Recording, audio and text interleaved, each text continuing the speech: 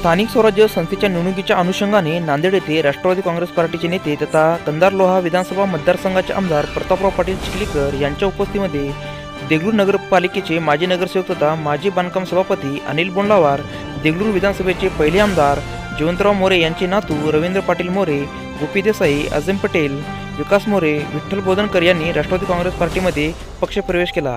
यावेळी माजी देगलूर उपनगराध्यक्ष बालाजी टेकाळे, संतोष नारलावार, दिगंबर कोरवार, विक्रम नागशेट्टीवार यांच्यासह अनेकांची उपस्थिती। पाहूया हा सविस्तर रिपोर्ट।